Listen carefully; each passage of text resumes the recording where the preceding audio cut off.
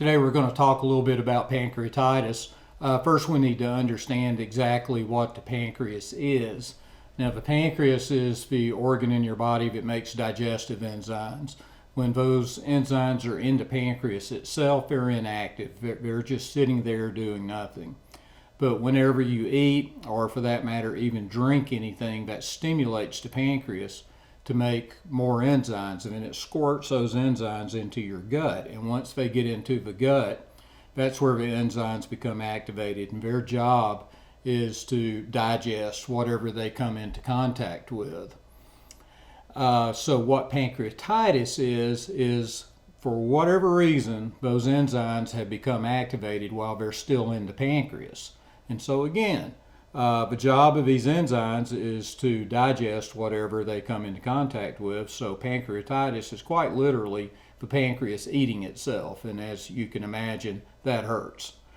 So probably most cases of pancreatitis are idiopathic, meaning it just happened.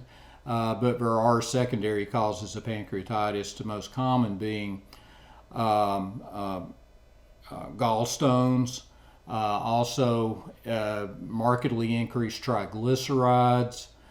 There are different medications that can induce pancreatitis, and then probably the most common secondary cause would be alcoholism.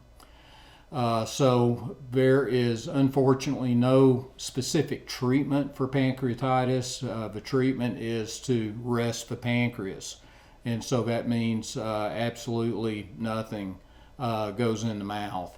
Now, people have different philosophies about that, but I tend to err on the side of just absolutely nothing. I keep you strictly NPO, and so we treat by, resting the pancreas, providing IV fluids, and then analgesia for the pain. I've never had pancreatitis myself, but I've taken care of enough patients to know that it is a quite painful process.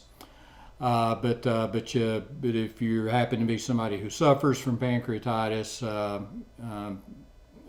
it's always a battle between the patient and the physicians about the NPO status. But that really is critically important, because you don't want to stimulate the pancreas. You're just pouring fuel on the fire. Most cases of pancreatitis we see are acute pancreatitis. But occasionally we do see cases of chronic pancreatitis, and those people will tend to have recurrent episodes of pancreatitis over time.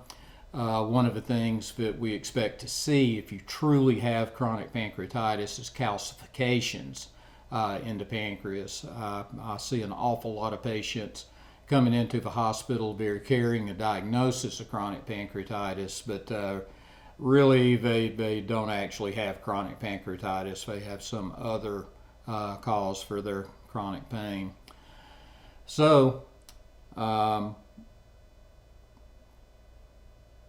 that's pretty much it.